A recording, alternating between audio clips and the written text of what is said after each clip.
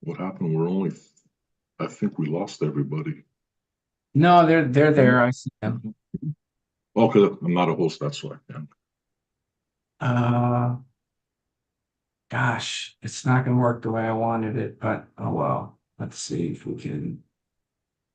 Bro, you're gonna have to should make me a co-host because if people jump in after we start, I'm gonna have to be able to let them in.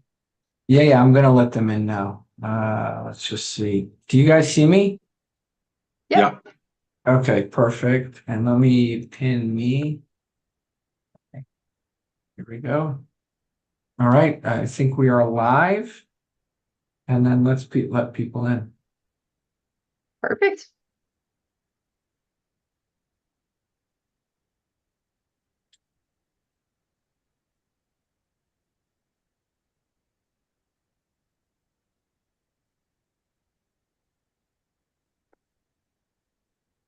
Hey Hey, guys. Jane. Hey everybody.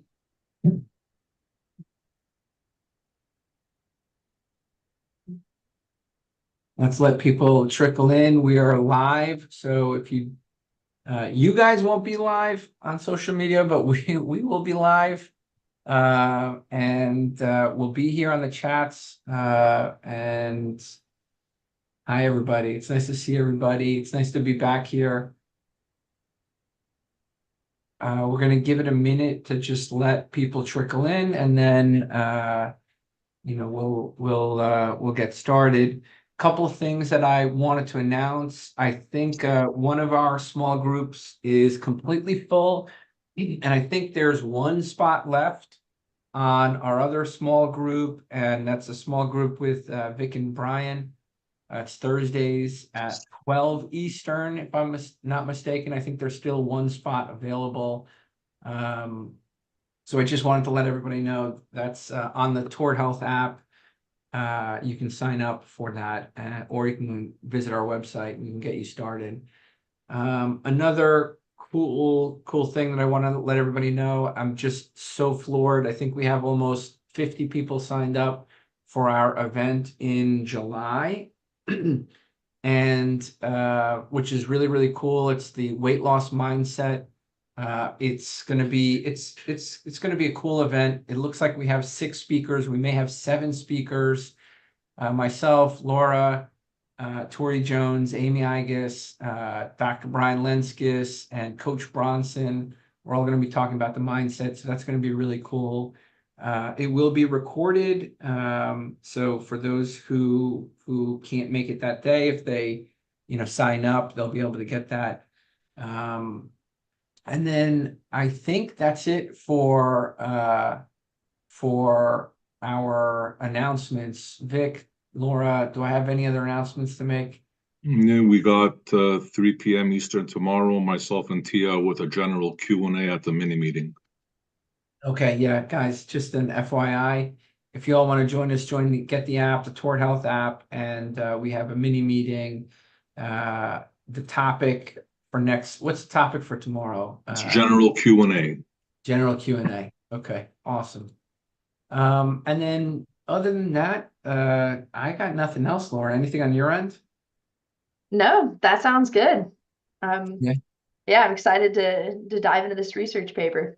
Yeah, so you're going to tell me all about potatoes, right? So the Yeah. discussion today is, are potatoes are potatoes healthy, right? I mean, I think that was the headline, or at least Yeah. Well, eating 14 or more potatoes per week might decrease your chance of dying. so let's dive into it. Who believes that, right? Oh, Tort Health? No, Laura. It's called Toward Health. Yeah, there you go. Perfect. All right. Well, I will go ahead and share my screen then. And Journal Club is something that is something new we're starting. And so if there is a journal that you happen to see or a research paper that you're like, oh, this would be really cool to have a deeper dive into, please reach out and let us know, shoot us a message on social media, and maybe we'll get a chance to go over that paper. For those of you who don't know me, I'm Laura Buchanan. I'm a board certified family and obesity medicine doc, as well as a metabolic health practitioner. And I'm sure people have seen all sorts of different catchy headlines about eggs are good, eggs are bad, potatoes are good, potatoes are bad. So we're going to look at one of those papers actually recently that just came out.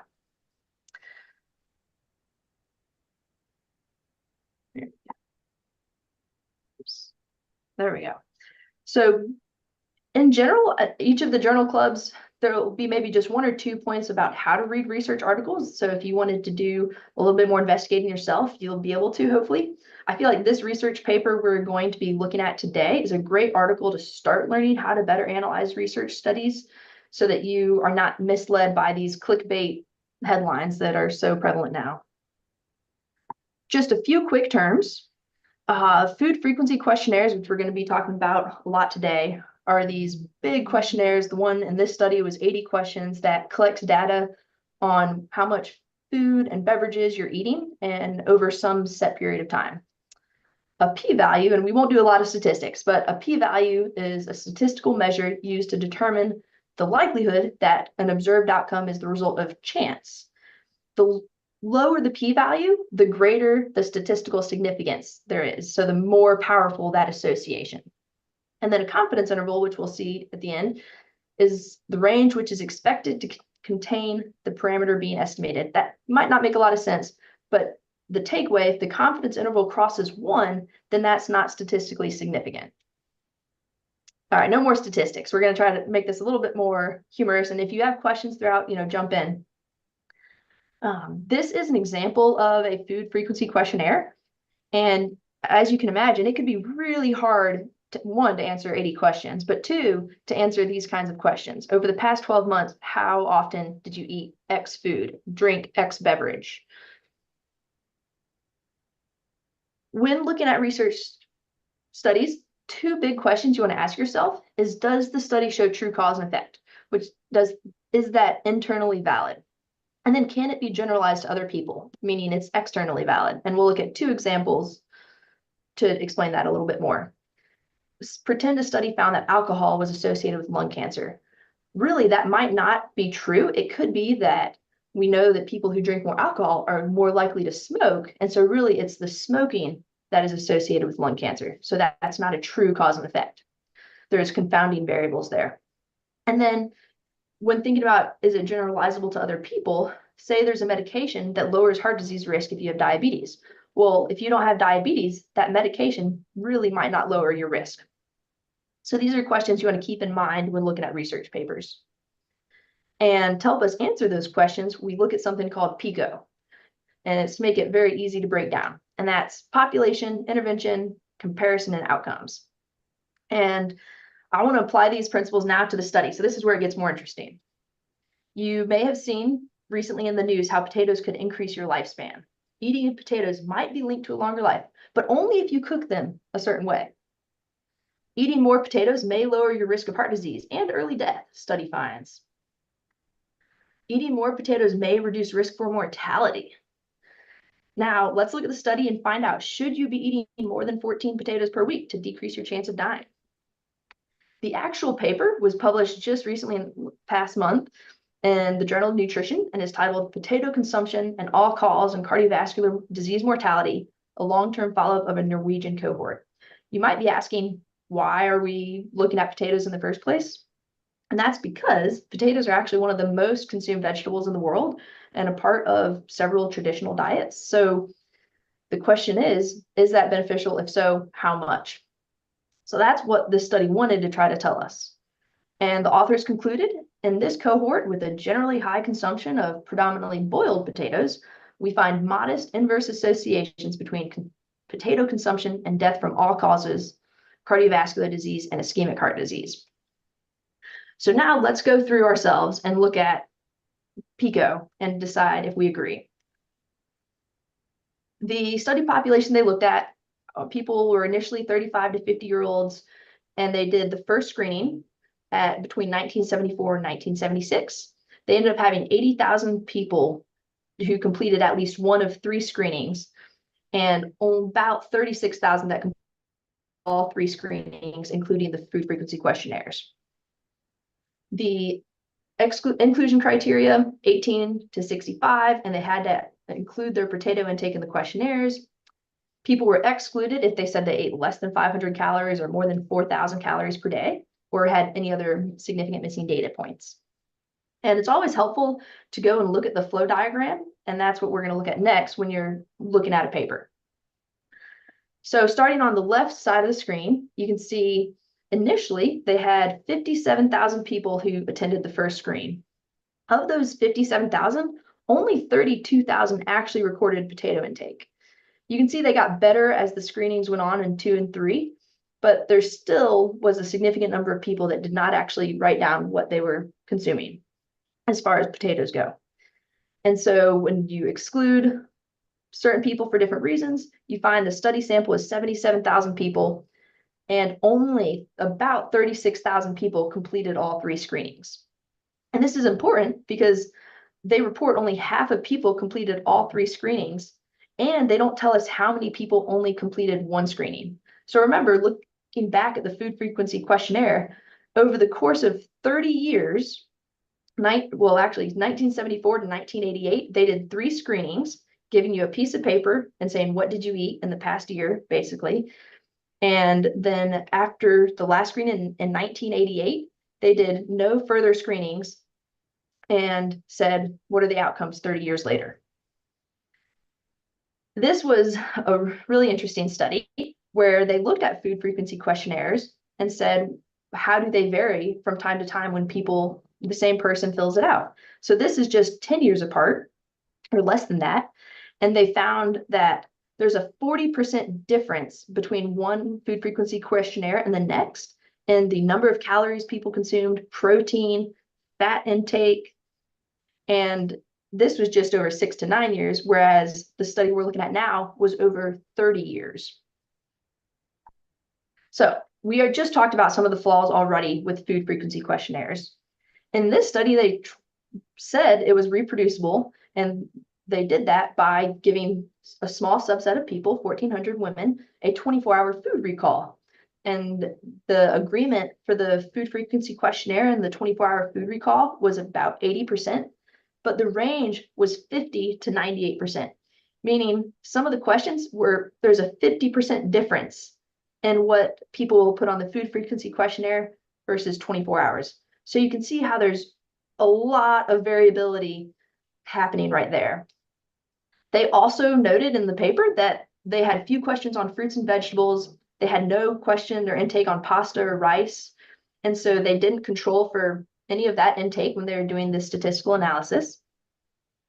And I mentioned this earlier, but the last FFQ was given in 1988, and these individuals were then followed till 2018. The other important point was they did not collect data on processed potato foods, which might not have mattered in the 1970s and 80s, as in Norway, people primarily only ate boiled potatoes. But now, in the later 2000s, over 50% of the potatoes that people consume actually come from processing. So that means there's been a significant change in the dietary pattern between 1988 food frequency questionnaire and present day.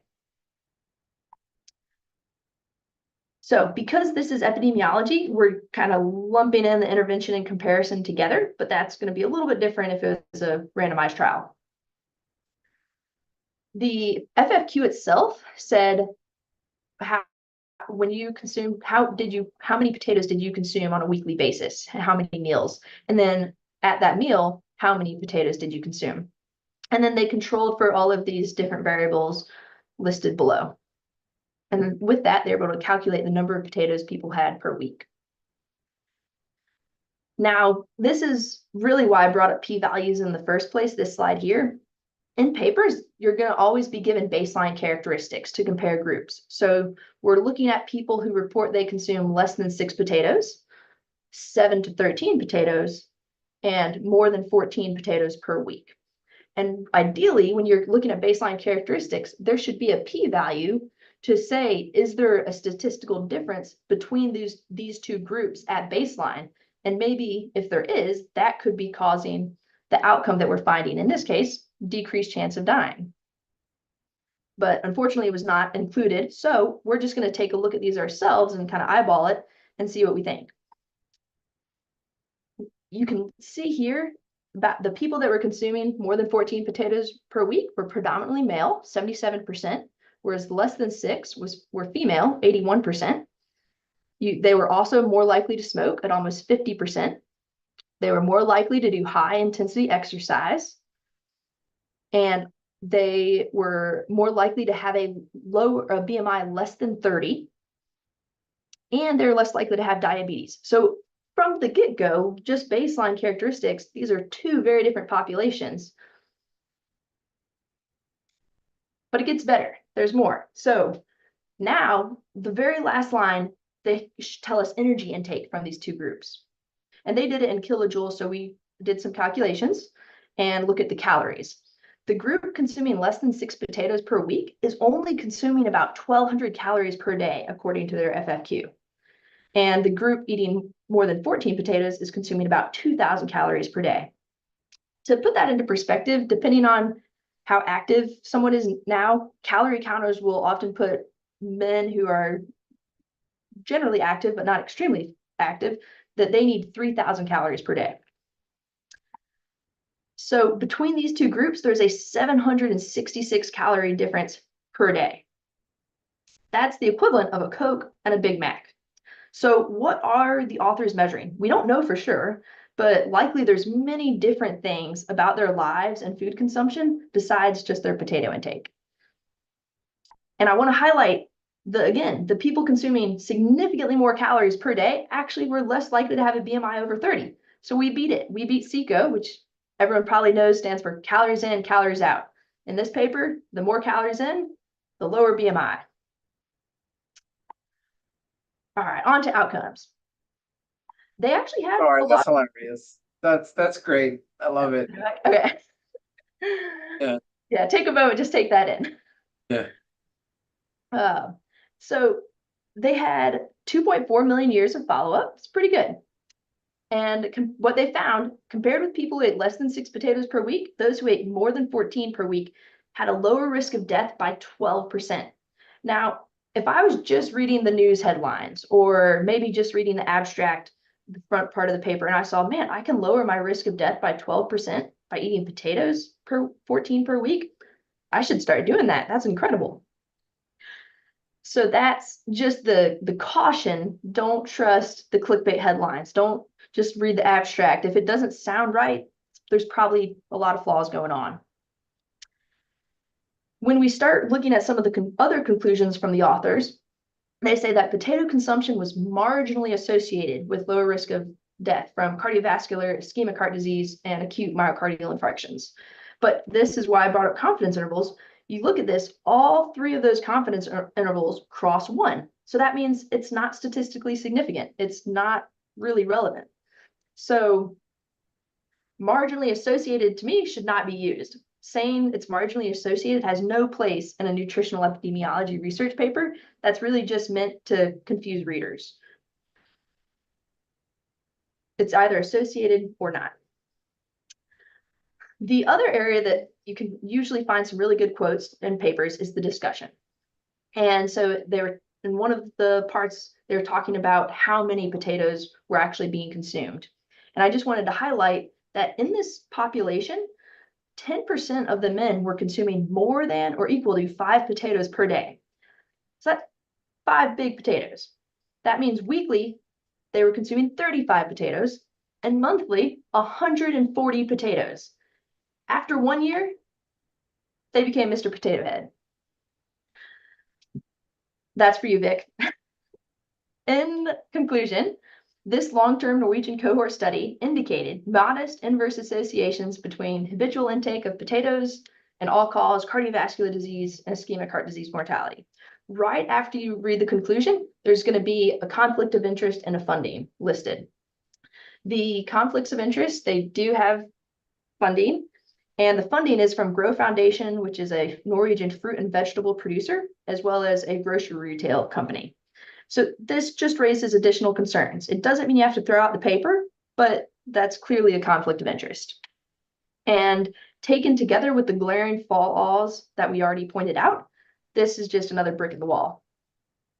So summary of my concerns, Food frequency questionnaires have many limitations. We already kind of talked about a lot of them. People's dietary habits were collected at a maximum of 3 time points, a minimum of only 1, and then conclusions were made after 33 years of follow-up. And that could be over 20 years from the last time they're asked what they ate. My dietary habits personally have changed drastically, at least 5 times in the past decade. I went from avoiding all red meat to low carb, to keto, to carnivore, to keto. So I don't know what other people's dietary habits are, but I imagine they also are having their shifts throughout their lifespan. The baseline characteristics show that those consuming more potatoes ate significantly more calories, yet were less likely to have a BMI over 30. They exercised more intensely, and they also smoked more. And this last point, population health, which what this kind of paper is looking at, it cannot be used for individual people. So even if you did trust the data, which I don't, will the person in front of me who has type 2 diabetes and a BMI of 35 really have a decreased risk of dying by eating 14 potatoes per week that we know are going to spike their blood sugar? Probably not. So that's just, again, another caution with these headlines. Don't trust catchy headlines. Any study claiming a single food is going to prolong your life is flawed. And so for me, Mr. Potato Head's going to stay in the playroom and off the dinner table. And that is it. So I'd love to hear questions or just thoughts. Trove, Vic. It's an interesting paper for a lot of news headlines that came out. Yeah, I'm gonna ask you some questions. So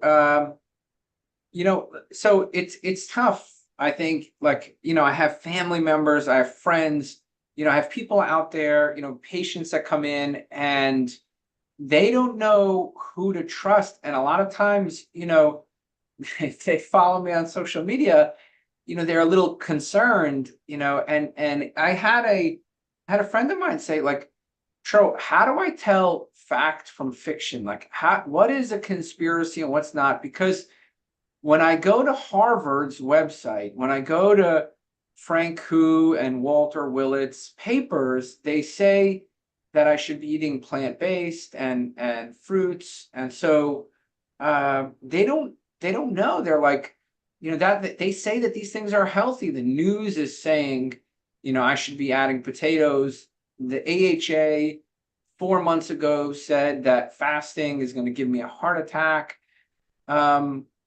So, like, one is, how do you separate facts from fiction? Do you use this process just again and again? And then 2, like, how do you, who do you think's to blame? Do you think it's the scientists a little bit who are putting out research that is, while it's interesting, it's very clickbaity? Do you think it's the news, that sort of takes this data and sensationalizes it? So those are the 2 questions. How do you pick apart fact from fiction? And how do you, who do you blame? Yeah, so I'll be honest. Initially, I basically did that process that we just went through together. I would do that. I would read the full papers, and just as you analyze them, you realize how many flaws there are. And it's time consuming, but that is initially where I had to start. And now, though, after having done that with 10 different papers that show red meat is going to cause colon cancer, which, by the way, those are the same types of papers that show this. That's what they're using, is food frequency questionnaires. And so now, if I see a headline like that, I really don't need to read the paper. I knew before I even opened this paper, when I saw that news article that made me go click on it, that it was going to be a flawed paper that had no relevance to anything, except that people were going to ask, should I start eating potatoes? Well, so I'm gonna like ask some hard questions, and hopefully we can have a discussion about it. What role is there for food frequency questionnaires? In fact, if you listen to people who support observational data and, the logical merits that, well, they say one of the ways we figured out that smoking was causing cancer was observational data at first. So they point to that as like the hugest win, like it's this observational data that found it. And, so you should trust all observational data. So what do you say to those people? The observational data with smoking and lung cancer, the hazard ratios or the risk was huge. And maybe you remember off the top of your head if it was a 40 times. 300, yeah, 300, yeah, correct, yeah. I mean, it was huge. So 300% or even more than that. And so, I mean, that kind of association, that's going to be hard to deny. When you look at these food frequency questionnaire studies that show these minor associations with, say, red meat and colon cancer, it might be a 1.2. So that'd be a 20% increased risk. And so that is way, way, way lower. So if you're, I think, and I've never seen a food frequency questionnaire do this, but if you were looking at nutritional epidemiology, if you had a paper and showed me that it had a hazard ratio of 40 or 40 times X risk if you eat this food with this thing, that would make me look. I'd say, okay. But all the questionnaire, all these studies have just these very tiny numbers. Just like the one we looked at, half of the, I didn't show this slide, but half of the numbers crossed, the confidence interval crossed 1. So it wasn't even statistically significant, and let alone very significant like we see with smoking. Yeah, and well, let's take it a step further. So one of it is, there's scientists producing the data. Do you think that those people are trying to sort of mislead? Do you think this is the type of data they've produced their whole career and they're doing that? What do you think about that person? Because I look at a lot of these observational studies based on surveys, based on like, what did you eat last month? And I'm like, well, how is it that like I have a hard time accepting that data, but there are other docs out there who just accept that data. So what do you think about those docs and those scientists? Do you think they're just sort of, they're thinking, well, this is the best data we'll ever have in nutrition, and so we should, what do you think they're thinking? I have heard that exact thing from some of them, which is it's the best we can do when it comes to nutrition data, so we've got to accept it, which I think that's a terrible answer. If something's garbage in, it's going to be garbage out, so that doesn't help us, even if that's all we can do. I think in some studies now, proving calories like you just did, right? In that way, it's so the way that it's garbage, was you kind of showed that the healthier group was eating more calories than the other group, right? So yeah, so something's wrong. Yeah, clearly, exactly. So I think there's a pressure in general on scientists to publish, and think about it. If you're getting funded by a vegetable grocer, what if the paper they published and said, we analyzed our data and the food frequency questionnaire showed that people's calorie consumption didn't make sense. We think there's too many variables to control, and really potatoes, at least from our data, we can't tell you anything significant. There's nothing here. One, would that paper get published? It might not. People want to see positive data, which is, I think, an issue with some of our, just in general medicine, people want to see positive results. And then two, are they going to get funding again to continue their research? They might not get funding if that's the type of paper they publish. And so that could be very hard from a research perspective. They think about, I could really lose my funding if I try to analyze this adequately. Yeah. So, and what do you think about the press's like role? The journalist researchers out there, the news, the news commentators, the journalists out there that are covering these researchers and research papers. What role do you think they have to play in all of this? Like, I sort of don't know who to blame. I go back and forth on, because maybe they don't have the background research that I have or you have to actually look at the paper and say, oh, this is a bad paper. They could just read the abstract and say, wow, potatoes can increase life, and trust that. And then they've got a news article and they don't have the training or even think about needing to do a deeper dive, which that's too bad, but that's maybe where they're coming from. Yeah, I wanted to like, sort of drill home the point, and I brought up a paper, and I hope you guys will give me a minute to sort of bring it up, because I think it drives the point home, Laura and Vic. Yeah. Now, this is a paper that was published by Harvard about a year and a half ago, or maybe 2 years ago. Oh, wow, I'm getting old. It's 3 years ago.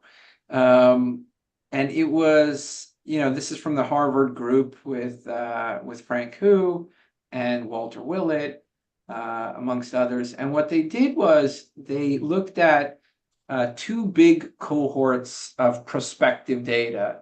Again, looking at food frequency questionnaires, the exact same questionnaires that you had shown. And they had looked at, the Nurses Health Study and the health professionals follow-up study. And they determined, and then they looked at 24 other studies and they did a meta-analysis, of 26 total studies. And their conclusion was this. Higher intakes of fruits and vegetables were associated with lower mortality, okay? And the risk reduction plateaued at 5 servings of fruits and vegetables per day. And then, but interestingly, they found that potatoes, and then I wanted to show you this, and I was going to dig into the supplement with you and get your thoughts about this. And this is what they found that really made me a little concerned, or should we pay attention to this data or not?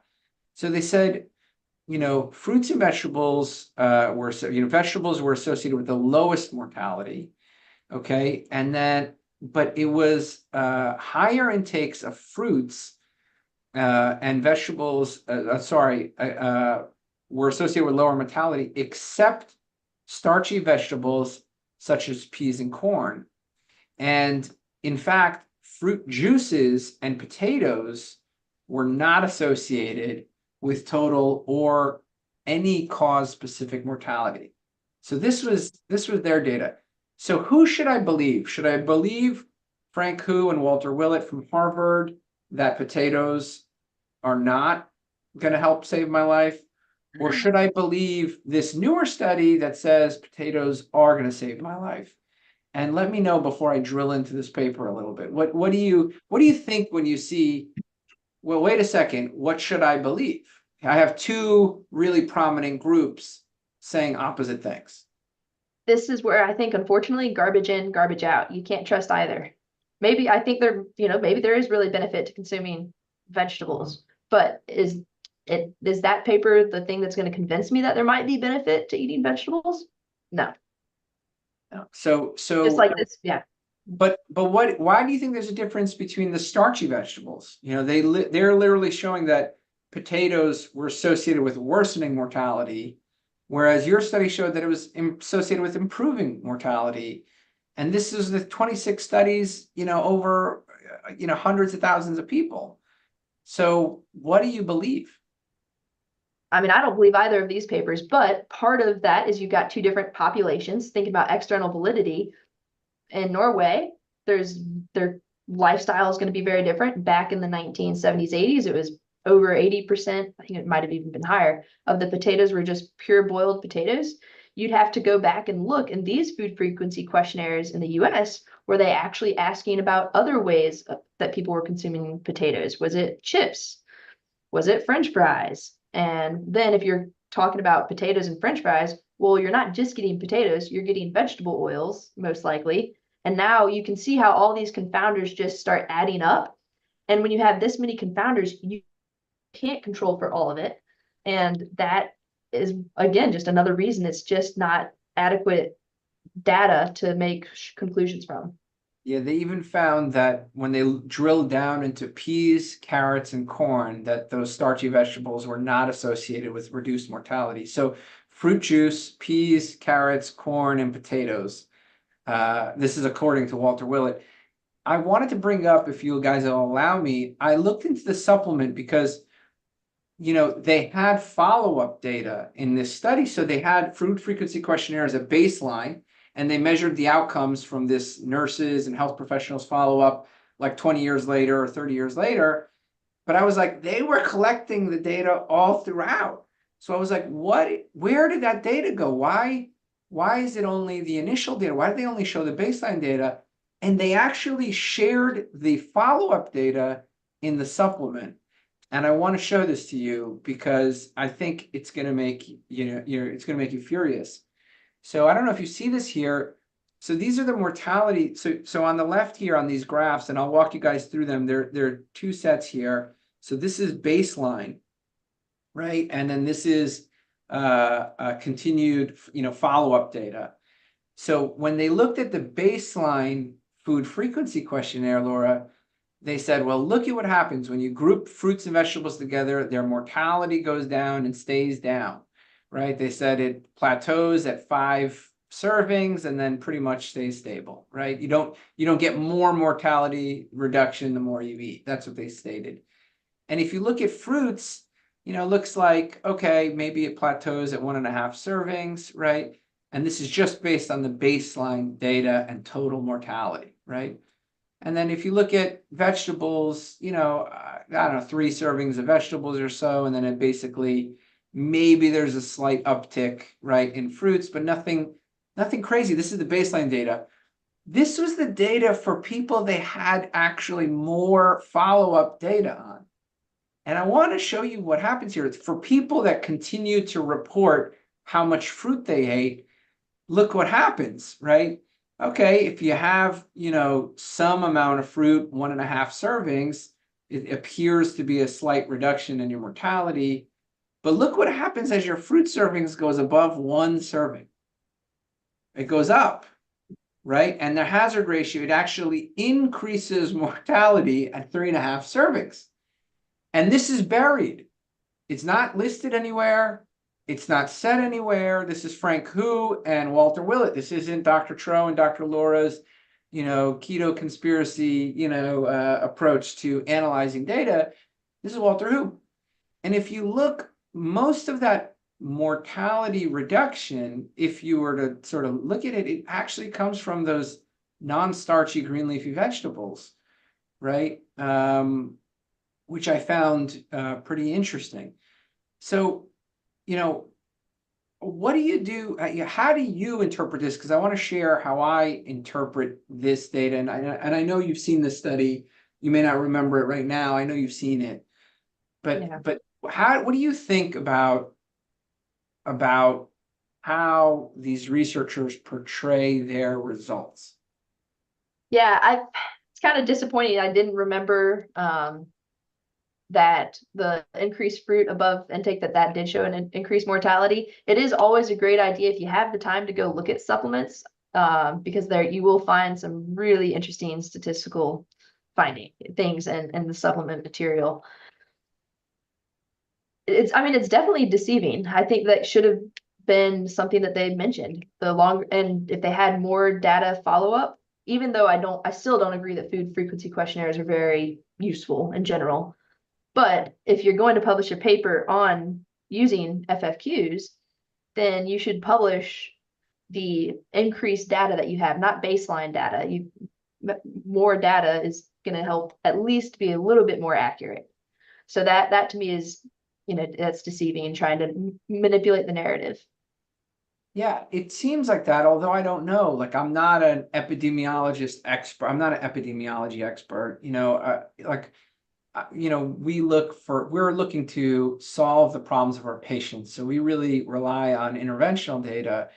I don't know why they use the models they do. I don't, I understand to some degree, but I certainly am not an expert in understanding modeling, right? But it seemed to me at the least somewhat disingenuous. And anyway, the other conclusion I took away from that is, that you should not believe a headline. You should not believe a headline. You should not believe, don't trust the experts. Go and verify them, right? Don't even trust us. Go and verify us, right? Go and verify us. Go look up, if something doesn't make sense to you, go look it up. Is fruit juice healthy? Does that sit right with you? Do you have a CGM? Do you see, does it pass the sniff test for you? And if it doesn't, go look it up. Go look it up, go talk to somebody, go figure it out. Because, I'm not saying that every time you'll be right, but you'll learn a lot. And I know in medicine, every time I've looked it up, I'm surprised. I'm surprised. And a shout out to Ken Berry, Lies My Doctor Told You, go read his book. If you have, I know you read his book. Yeah. But if you're a patient out there, go read his book, because I think he sort of fact checks us well. We have a couple of questions from social media, and I wanted to run them by you. Can you talk a little bit about the healthy user bias, right? Can you talk about what it is and how we should interpret the healthy user bias when we're analyzing this data? That's Christine from YouTube is asking, tell me about the healthy user bias. When do we consider it? What is it? How do we consider it? Yeah. So, I mean, that's something I consider in every single paper I'm reading. If someone, an example, if someone happens to, listens to their doctor, they're more likely to follow recommendations as far as, say, they're told to eat low fat, eat more vegetables, eat more fruits, then they're also more likely to do other healthy behaviors. They're also more likely to exercise more. They're also less likely to smoke if their doctor said, don't smoke. And so it's the fact that someone who is already doing one behavior that's healthy makes it more likely that they're doing other behaviors as well. So a lot of people, there's a ton of studies on vegans and vegetarians. Well, someone who is choosing to be vegetarian and only eat and avoid meat, possibly because they believe meat is bad for them, that means they're willing to live without meat to be healthy. And so they are more likely to do a lot of other things to be healthy. They're definitely less likely to smoke, definitely more likely to be physically active. So that's the healthy user bias. And kind of on the flip side, maybe someone was told to eat a low-fat diet because that's been the recommendations for so long, but they don't care about the recommendations. So they continue to eat a lot of red meat, and they also smoke a lot, and maybe they don't exercise because, again, they don't really care about the recommendations. So now the red meat is getting lumped in with the smoking inactive individual as part of an unhealthy user. So one of the things that it helped me understand, there was a great study, and I got to find it and show it.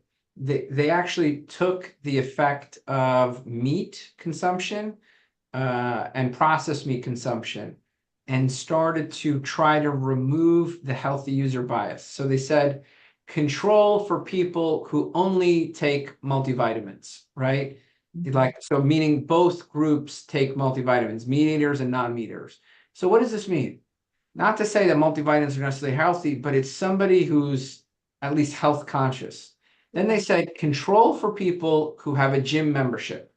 Again, I'm not saying, go to Globo Gym or CrossFit, and that's necessarily what you do, but it's somebody who's thinking about exercise. And then they said control for people who don't drink alcohol, right? And so these are people who, again, are health conscious.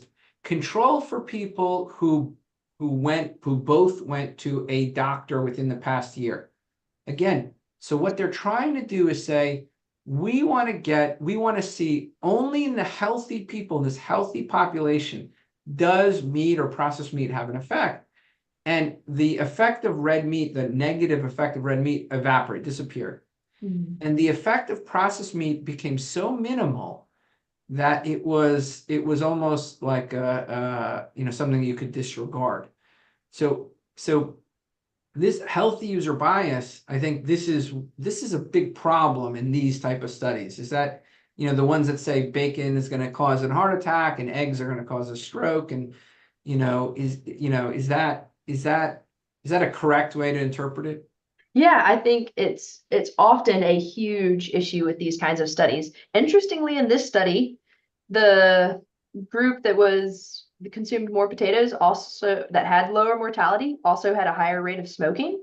Maybe that's because 77% of those that consumed more potatoes were men, compared to 81% were women who consumed lower. So maybe in that population, men were more likely to smoke than women. But they did have a lower rate of diabetes. So you can see just how quickly these confounders start adding up. So we got a comment from Dr. Matt Calkins. I hear he's a great guy. But he's talking about a study from the Seventh-day Adventists, which showed that actually attending church decreased all-cause mortality. And I think he's talking about this in the context of the healthy user bias. So I'm curious to hear your thoughts about that. Yeah, I mean, potentially healthy user bias. Also, I think individuals often going to church have a really strong community and a strong faith. And I think there is definitely benefit to having a strong community. And that's social interaction that is occurring. So that's, again, kind of healthy user bias, but other factors. It's a good community, good support system, which is really important. Should these studies control for people who, exercise and go to church, or what should they do, or should we just maybe not do them? I mean, what's your take? Should we try to do a better job at controlling that healthy user bias that we see, or should we look to, I know some really smart people, like Dr. Ioannidis from Stanford, have said we should get rid of nutritional epidemiology. I mean, that's where I'm at. I don't think you can control for enough confounding variables. I think it would be impossible. And then once you're controlling for 50 different things, it's just too muddied. And that maybe we do another journal club. If people are interested, put it in the chat. But if you want us to do a deeper dive into nutritional epidemiology, there's some really fun statistical things that can be achieved when you have a data set from a food frequency questionnaire of 100 questions. You can imagine all the different ways you can look at the data, and you'll find something statistically significant. And that's part of the problem. You can always find something statistically significant with a large enough data set. Vic, I'm curious, you're here also. What's your take? As a health coach, you probably hear this all the time from people. Should I, this paper said I should have potatoes. Like, how do you feel? What's your gut reaction to studies like this?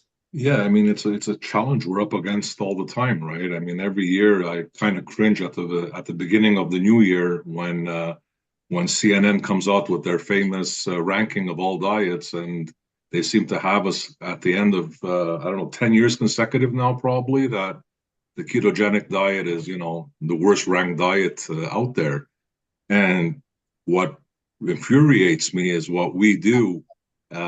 And we clinically see on a regular basis every day that we're taking away what their recommendations are and applying what we are saying improves metabolic health. And we are seeing the results. These people who are just making a survey on whatever bias they may be giving just don't see these results, and they just go on data that they have on poor results and poor papers like this, just by over a 30-year span or what have you. And so it's a challenge. It's frustrating, and it's something we I guess I'm hoping with the SMHP and the journals that are coming out, we can fight a lot stronger moving forward against papers and giving our side of what we are clinically seeing day in, day out, and people reversing and improving their metabolic health. Yeah, that's a good segue to sort of the last part of this discussion, which is, there's always been this contention that the power of clinical observation is something that we cannot disregard, which I think is what you're talking about. And Dr. Unwin literally wrote in the British Medical Journal, he called to action to every doc out there who's practicing metabolic health. He said, you have to aggregate your data, your practice data, and you have to publish it. And I know Laura feels strongly about this. And I know, Dr. Matt Calkins, who's Matt, who's out there on social media, I know he feels strongly about this as well, that we have to keep track of it, of how we're doing. We have to publish it. So it cannot just be these four walls where we see some of these miracles happen. We have to put it into the literature so all the other doctors know what's happening. Because all they have to rely on is, Walter Willett and Frank Hu from Harvard and saying that, increase your fruit and vegetable intake. So we have to bring to them, it's our responsibility, I think, and that's part of the mission of the SMHP, bring it up, is helping doctors take it to the next level, have a journal they can publish in, the Journal of Metabolic Health, where the reviewers will be people who are versed in metabolic health, the editor is versed in metabolic health. So I think, it's upon us as docs to make that, for that call to action. And we have a article submitted, cross our fingers, in a couple of, hopefully in the next couple of months, it'll make it through its way, through peer review.